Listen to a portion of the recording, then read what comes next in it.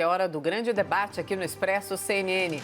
A partir de agora, temas relevantes com visões diferentes sobre o mesmo assunto. Para você construir, então, a sua opinião.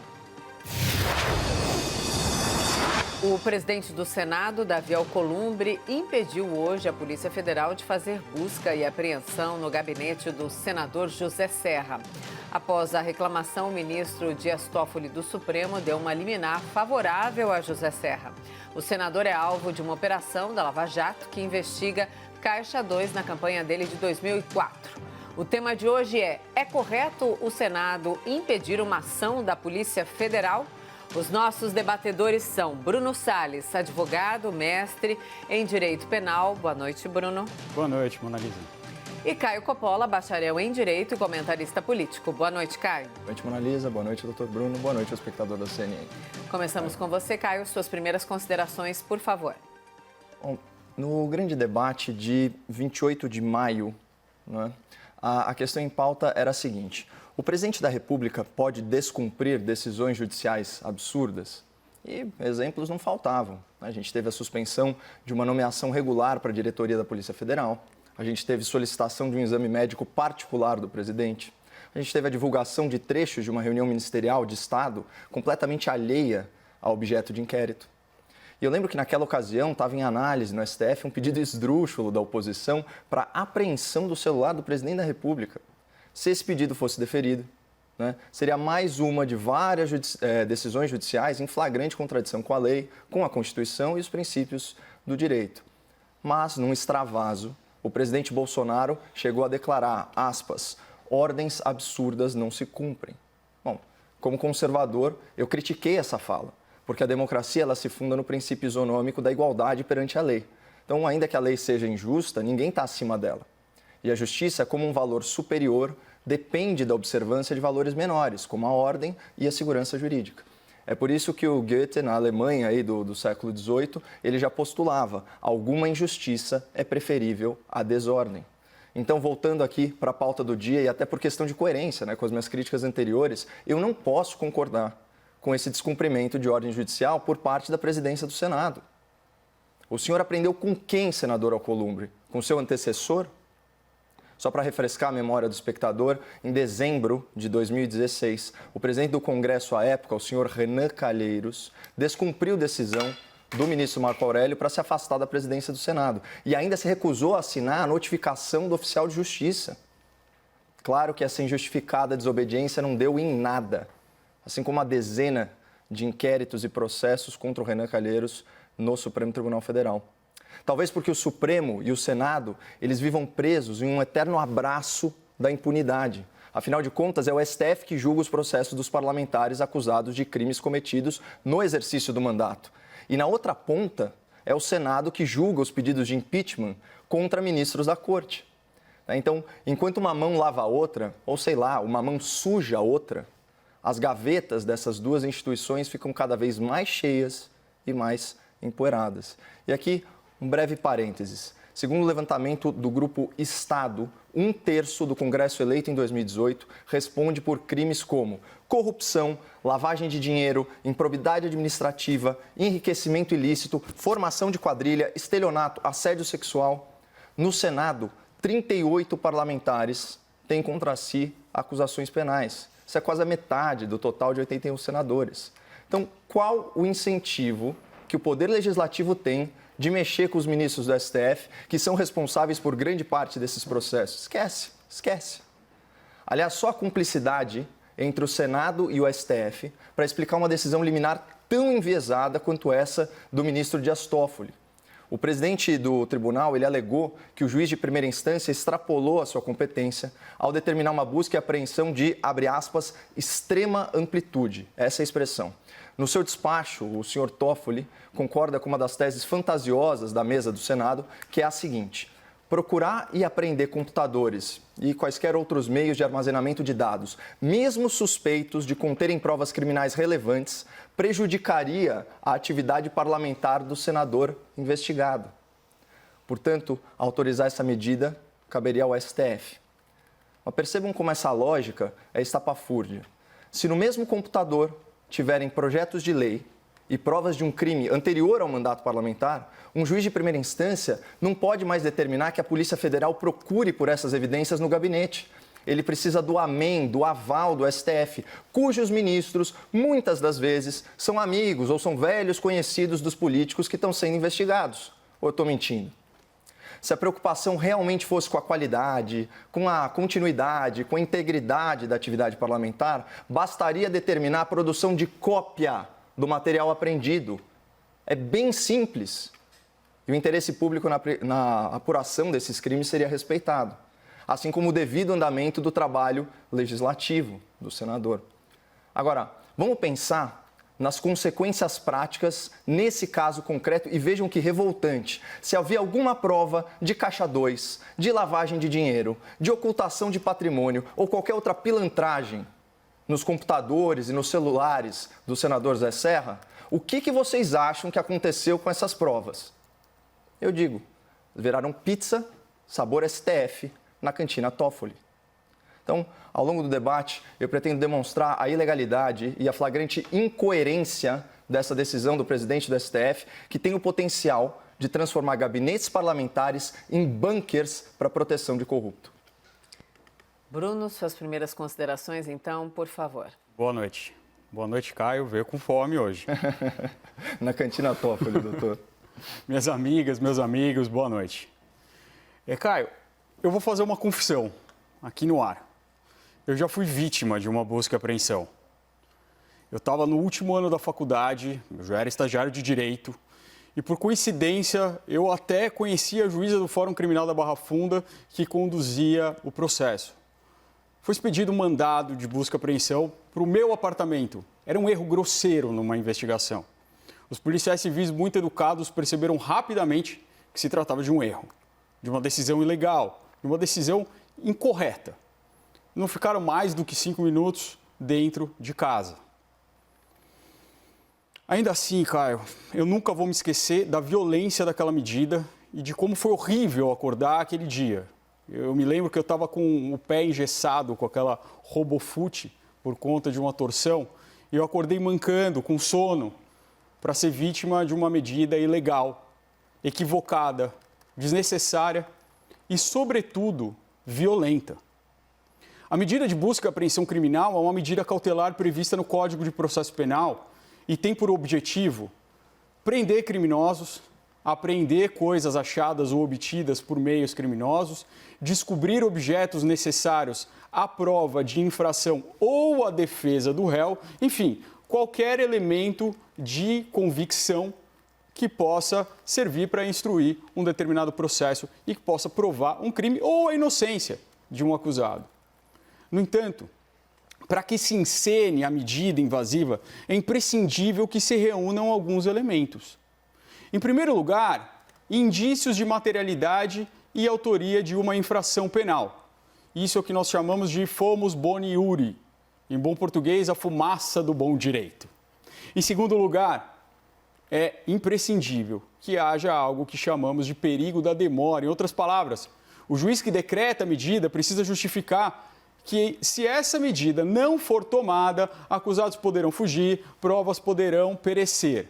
Em terceiro lugar, nos termos do artigo 319 do Código de Processo Penal, que rege a disciplina geral das cautelares penais, é preciso que a medida seja adequada, ou seja, que a medida possa, em tese, atingir os seus objetivos. E que seja necessária, em outras palavras, que não exista nenhum outro meio menos invasivo de se chegar aos objetivos da acusação ou de quem solicitou a medida. Além de tudo, é preciso que exista contemporaneidade da medida. O que isso quer dizer? Quer dizer que a medida esteja em relação a fatos recentes, que ainda apresentem perigo ou cujos vestígios ainda estejam presentes. E isso precisa ser justificado, jamais pode ser presumido no processo penal. Em maio de 2018, por outro lado, o Supremo Tribunal Federal julgou uma ação direta de inconstitucionalidade, restringindo o foro por prerrogativa de função de deputados e senadores. Antes desse julgamento, se um parlamentar cometesse um crime antes de se tornar parlamentar, a partir da sua diplomação, passava a ter foro privilegiado, devendo então ser julgado pelo STF. A partir do julgamento da ADI, o STF manteve a sua competência apenas em relação aos delitos cometidos durante o exercício do mandato e por atos relacionados às suas funções. É por isso que, já em 2019, o ministro Celso de Mello manteve o cumprimento de uma medida cautelar contra o senador Fernando Bezerra, já que a decisão cautelar tinha sido deferida, em primeiro lugar, pelo próprio STF e já que os fatos imputados eram relacionados ao exercício da sua atividade parlamentar.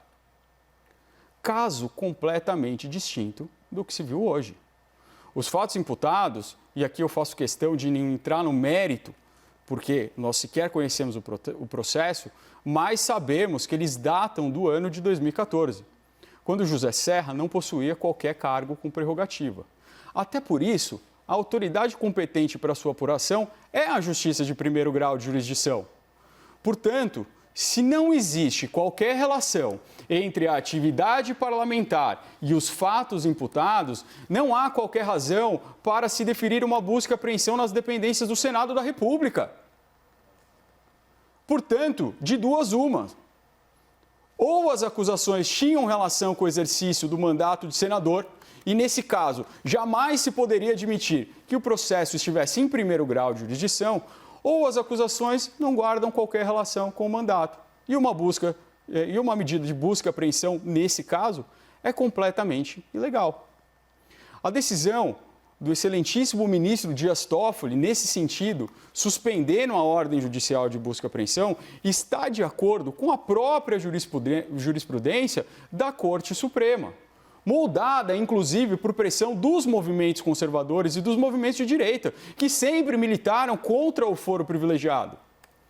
A decisão, ela não protege um homem, mas ela protege sim o Senado. A decisão não protege um gabinete, mas a própria integridade do parlamento. A decisão não protege um partido político, mas sim o próprio exercício da atividade parlamentar e, com isso, da democracia. Vamos então ao debate. Bruno e Caio, por favor. Justamente, né? O foro privilegiado, ele protege o cargo, nunca a pessoa que ocupa o cargo e muito menos o imóvel que ela habita ou que ela trabalha, né? Bom, em primeiro lugar, eu lamento aí essas medidas abusivas aí que você sofreu, doutor, aí nos idos do... Obrigado pela empatia, Caio. Da velha e sempre nova academia onde nós estudamos, mas pelo menos nesse caso, diferentemente dessa decisão que chegou aí à mesa do Senado, os responsáveis, né, pela ordem judicial, pela execução da ordem judicial, de certa forma cumpriram as determinações legais, muito diferente desse caso.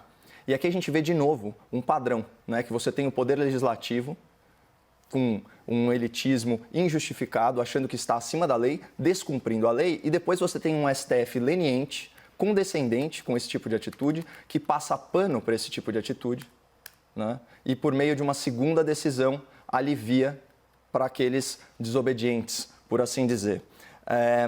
Outra coisa, eu não concordo com a argumentação de que se não houvesse nenhuma relação com a atividade parlamentar, não seria determinada a busca e apreensão no gabinete. Por quê? Porque o gabinete nada mais é do que o escritório do parlamentar. Inclusive um escritório, de certa forma, protegido aí por todas as questões de imunidade, de foro privilegiado, ou seja, pode haver aí um grande desvio de finalidade de utilizar, de fato, o gabinete, as furnas, né, da República, como um bunker, né, para guarda de documentos, de computadores, enfim, de arquivos digitais que contenham provas de crimes. Seria o local perfeito para esconder as provas de um crime, ainda mais depois dessas reiteradas decisões do STF. Eu acho importante trazer para o espectador da CNN as considerações que o doutor Deltan Dallagnol, né, coordenador aí da Força Tarefa, da Lava Jato, fez sobre essa decisão que ele reputou como muito equivocada. Mas já que eu já me excedi no tempo, fica para a próxima, eu dou a palavra aí ao doutor. Mas esse problema que você trouxe do gabinete se tornar um bunker, ele tem uma resolução muito simples. Ele não é um problema novo na República e, inclusive, ele é muito comum no cotidiano forense. Isso acontece, por exemplo, quando há uma busca e apreensão num departamento jurídico de determinada empresa. quando há uma busca e apreensão no escritório de advocacia, porque o escritório de advocacia também tem uma prerrogativa, também tem um asilo inviolável. Nesses casos, o que se faz? Se investiga. Se investiga.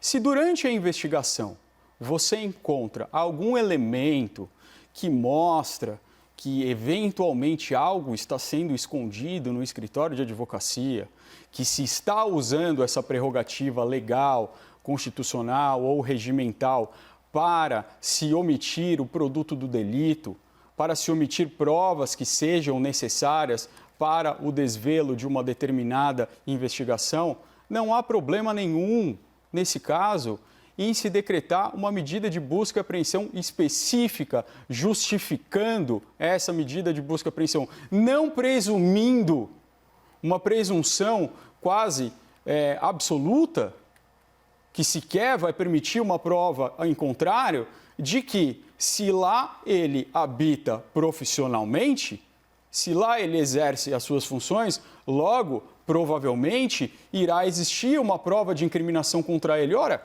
essa presunção é absurda e justifica qualquer tipo de medida cautelar contra qualquer pessoa. A falta de cuidado na decretação de uma medida cautelar é o que causa esse tipo de abuso, esse tipo de agressão.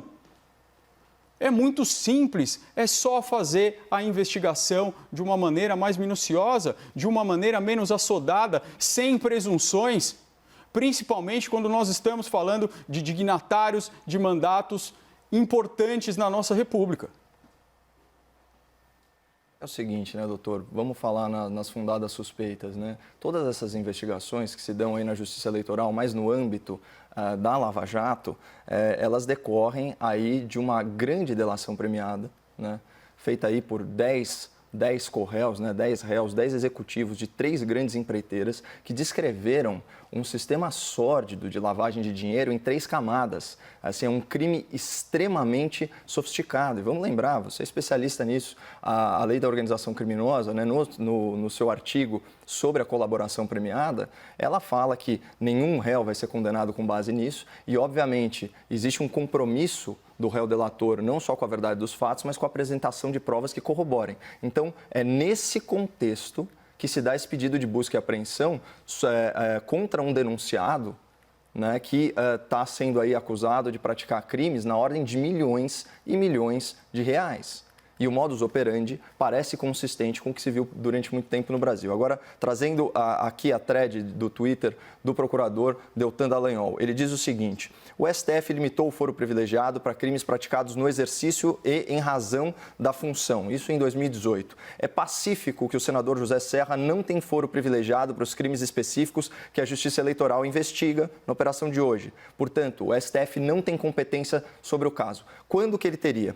Se for feita a busca e apreensão no gabinete do senador e se encontrar fortuitamente alguma prova de crime, aí sim submetido à jurisdição do STF, ou seja, o crime praticado no exercício e em razão da função, aí a Justiça remete essas provas ao Supremo, o que é suficiente para preservar a competência jurisdicional do tribunal. Segunda coisa, o ambiente parlamentar, assim como qualquer outro ambiente, não pode funcionar como um bunker que permita a ocultação de crimes. Daí que eu tirei a expressão da minha fala inicial. Não há qualquer regra constitucional ou legal que ampare a ideia de um foro privilegiado de imóvel.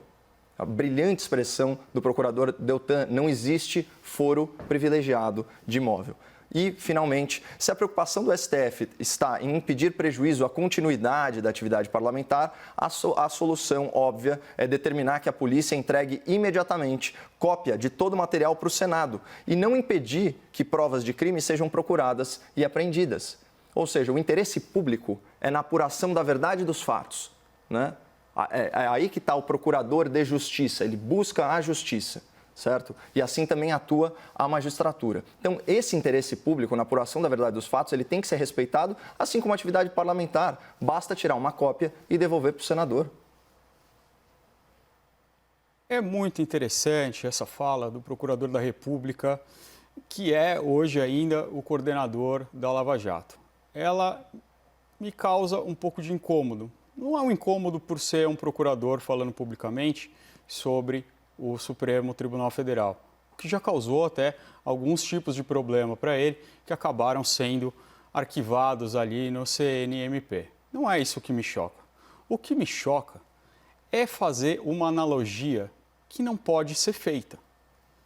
O procurador, o Deltan, ele fala que o ministro Celso de Mello teria, inclusive, em uma situação semelhante, autorizado uma busca e apreensão no gabinete, como eu falei na minha fala inicial. Só que a situação ali é completamente discrepante. Naquele caso, houve a autorização da medida de busca e apreensão pelo próprio Supremo Tribunal Federal. E se impetrou um habeas corpus contra ato de ministro relator, contra uma decisão monocrática. E esse habeas corpus não foi conhecido porque há uma jurisprudência pacífica dentro da Corte Suprema de que não se conhece habeas corpus contra a decisão de ministro relator, que eu discordo, inclusive, e que, inclusive, o ministro Celso de Mello discorda e faz questão de pontuar isso na decisão. Mas respeita, mas acata, porque a decisão do Supremo Tribunal Federal, ela é vinculante, porque ela pode ser objeto de crítica, ela pode e deve estar sob escrutínio, principalmente técnico e acadêmico. Mas, acima de tudo, ela deve ser respeitada. E, nesse caso, há uma inversão muito grande. O que se propõe pelo Procurador da República é uma coisa muito simples. É o que se chama de fishing expedition. E eu vou traduzir aqui de uma maneira livre. A pescaria de provas. Você primeiro entra e, se achar prova, eu ratifiquei o ato ilegal que foi cometido contra as normas, contra os precedentes do Supremo Tribunal Federal. Isso é basicamente o rabo, mais uma vez, abanando o cachorro em todas as dimensões dessa fala. Eu acho que o rabo abanando o cachorro é você não permitir aí a apuração de crimes potencialmente cometidos por um senador da República por uma questão absolutamente lateral, né, de continuidade da atividade parlamentar, que seria solucionada simplesmente pela produção de cópias, né, daquilo que for apreendido. Inclusive, eu faço questão de pontuar a diferença abissal entre a postura republicana do procurador Deltan e dos seus pares aplicadores do direito no Supremo Tribunal Federal. Olha como ele encerra a thread de tweet dele. Ele fala o seguinte, ele escreve disclaimer, né, como se fosse um aviso. As instituições são essenciais para a democracia e desempenham em medida relevante seus papéis. A crítica à parte de suas decisões é um instrumento para o aperfeiçoamento das instituições. A liberdade de expressão crítica é, aliás, um pilar da própria democracia.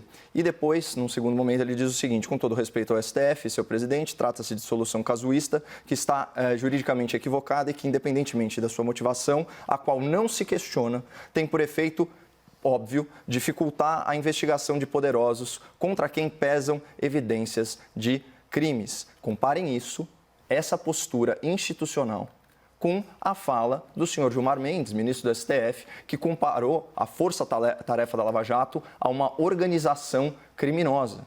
Aliás, também, isso passou em brancas nuvens, impunemente. É um absurdo, né? Principalmente considerando que isso poderia ser falado aí, vamos dizer assim, nas dependências do Supremo Tribunal Federal, por uma interpretação elástica, porque poderia falar que era um ato praticamente oficial do ministro Gilmar, que isso não tenha dado em nada, em absolutamente nada. Então, é importante a gente começar a perceber a diferença de postura, né, de quem realmente é republicano e de quem se arvora aí num superpoder e na ausência de freios e contrapesos para concentração de autoridade. Interessante que essa peroração final desse fio do Twitter, olha onde a gente acabou chegando. É fio, né? Eu estava esquecendo a expressão. Obrigado, fio, doutor. Né? Fio. Fio. Olha como é interessante, me lembra duas coisas.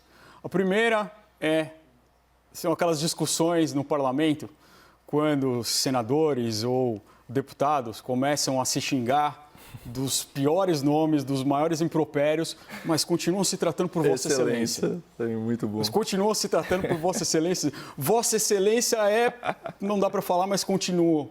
Me lembra a metáfora bíblica do sepulcro caiado.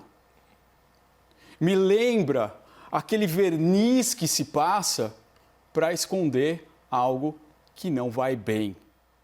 É isso que me lembra essa peroração final. Mas veja bem, Caio, que a minha crítica não foi a liberdade de expressão, não foi a crítica. Sim. Não foi o fato do procurador da República ter se manifestado. Eu até disse isso no começo, não é isso que me choca, isso não me choca mais. Isso nós já estamos levemente acostumados, embora tenha havido um certo hiato nessas manifestações públicas. O que me choca é um equívoco jurídico, um equívoco completamente banal, que põe em xeque a compreensão jurídica de como as regras constitucionais devem ser aplicadas. Ora, comparar uma decisão de primeiro grau de busca e apreensão, decretada por um juiz de uma zona eleitoral, com uma decisão do Supremo Tribunal Federal autorizando uma busca e apreensão num gabinete, me parece um equívoco muito grande. Há uma diferença gritante, porque se há uma corte que tem competência e essa competência é exclusiva para decretar medidas cautelares contra parlamentares, contra deputados e senadores, essa corte é o Supremo Tribunal Federal. Essa compreensão deveria ser de todo e qualquer jurista, quanto mais de um coordenador de uma tão importante força-tarefa no Brasil. Eu só queria destacar para o espectador da CNN que, entre todos os argumentos apresentados aí pela mesa diretora do Senado, o que vingou, né, e que embasou a decisão do senhor ministro Dias Toffoli foi aquela expressão, a extrema amplitude da busca e apreensão. Então, eu separei aqui o trecho da decisão que fala justamente sobre isso. Aliás, é uma decisão aí de umas 7 páginas, na qual a justificativa, né, para o deferimento do que é pleiteado, ela se circunscreve aí a uns 3 parágrafos. Aspas, a extrema amplitude da ordem de busca e apreensão impossibilita de antemão a delimitação de documentos e objetos que seriam diretamente ligados a desempenho da atividade típica do mandato de senador da República. O que ele está falando aqui basicamente é o seguinte, se aqui tem prova de um crime, certo? Mas ao mesmo tempo eu uso isso como instrumento de trabalho, isso fica blindado de apreensão.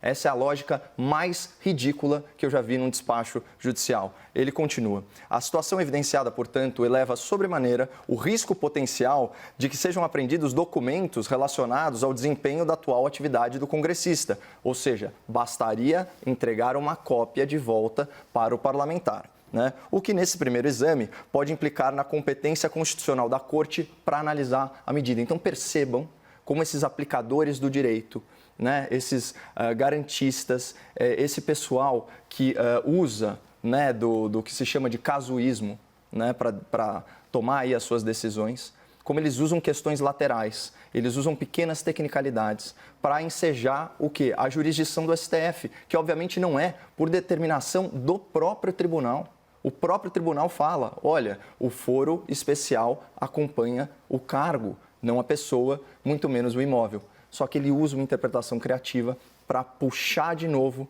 a prerrogativa do julgamento e do exame das diligências para o STF, que é parceiro do Senado, por aquilo que eu já expliquei na minha fala inicial. Olha, casuísmo é uma coisa que é feita de uma maneira muito pontual e contra aquilo que vem sendo feito, principalmente quando a gente está falando do Poder Judiciário, na jurisprudência. A gente tem vários exemplos de casuísmo e, infelizmente, no nosso sistema, que é um sistema híbrido de precedentes, nós vemos isso muitas vezes acontecer. O tribunal vem julgando de determinada forma e, num determinado momento, ele vai lá e julga de uma forma diferente. Isso ocorre por vários motivos. Primeiro, por uma enxurrada de decisões monocráticas. E a gente sabe, essa é uma expressão conhecida, o STF ele é feito de 11 ilhas. Né? Cada um tem o seu posicionamento, embora a maioria dos ministros respeitem os precedentes. Mas também pode ser por conta de interesses, pode ser por conta de detalhes do processo. Nesse caso, é importante a gente entender se é um casuísmo. É importante ver se essa decisão é uma decisão fora da jurisprudência do Supremo Tribunal Federal. E aqui eu trago 2 exemplos recentes em operações em que se decretou medida de busca e apreensão em gabinetes e essas medidas foram suspensas e anuladas. A primeira foi em 2016, ainda sob a égide do regime anterior, né? A gente teve um delta aqui em que houve uma mudança do foro privilegiado, é um delta horrível, é um delta que traz insegurança jurídica, mas ainda assim é um delta com o qual a gente tem que se lidar. Mas naquele momento, em 2016, na Operação Métis, o ministro Teori Zavascki, saudoso ministro Teori Zavascki, ele, sob o argumento de uma possível usurpação da competência do STF, suspendeu a decisão expedida pela Justiça Federal de Brasília.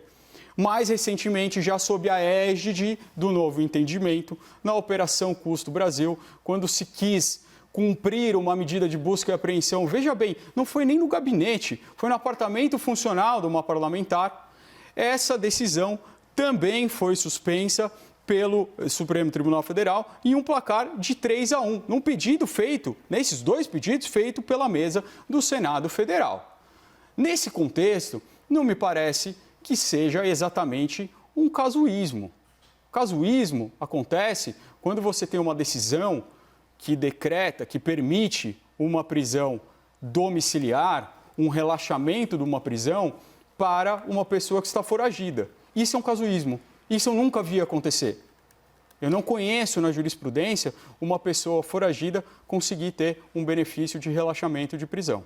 Vamos então para os argumentos finais. Começamos com você, Bruno, lembrando que você já excedeu um pouco o tempo, então mais conciso, por favor. Para mais uma vez, eu vou me ater a um ponto que eu realmente fiquei um pouco fora aqui. O Senado Federal, ele teria tido algum papel num descumprimento de uma decisão? É importante esclarecer para todos os telespectadores, para vocês que estão ouvindo a gente aqui nesse debate, que isso é muito comum acontecer em operações. É muito comum que numa operação, na hora do cumprimento de uma medida de busca e apreensão, haja dúvida sobre qual é o espectro dessa medida, qual é o alcance dessa medida, quais são as pessoas. É comum que no momento dessa busca, que se converse com o juiz para que o juiz esclareça, que se faça algum tipo de impugnação quando se chega num determinado lugar e tem uma questão de fato ou uma questão jurídica. E foi só o que aconteceu. Não houve um descumprimento pelo Senado Federal de uma decisão absurda. Absurdo vem da etimologia daquilo que dói aos ouvidos, aquilo que não soa bem no ouvido, mas o que soa bem ao seu ouvido não é sempre o que está de acordo com a legislação. Caio, seus argumentos finais, por favor. Soa absurdo aos meus ouvidos saber que o Poder Legislativo impediu o cumprimento de uma decisão judicial e a apreensão de itens que possivelmente conteriam a prova de crime, que a gente sabe que agora essa prova provavelmente está destruída. Para mim, isso é a configuração prática do que se chama de obstrução de justiça. Mas falando sobre casuísmo, né, voltando a esse ponto, olha o que está no site oficial do STF sobre uma matéria análoga. Isso na decisão do decano da Corte, o Celso de Mello, aspas. O ministro afirmou que a tentativa da mesa do Senado Federal, isso ano passado, hein, pessoal, de criar um, abre aspas, círculo de imunidade virtualmente absoluta ou um santuário de proteção em torno dos gabinetes dos parlamentares e dos imóveis funcionais que ocupam é incompatível com o princípio republicano, inconciliável com os valores éticos-jurídicos que orientam a atuação do Estado e conflitante com o princípio de separação dos poderes. Ele termina cravando, ninguém está acima da autoridade das leis e da Constituição da República, e acrescentou que o postulado republicano repele privilégios e não tolera discriminações. Por isso, a decisão do ministro Toffoli é casuísmo e é incoerente com a orientação, inclusive, do decano da Corte. Boa noite, Bruno. Obrigada. Caio, boa noite. Obrigada. Boa noite. Boa noite.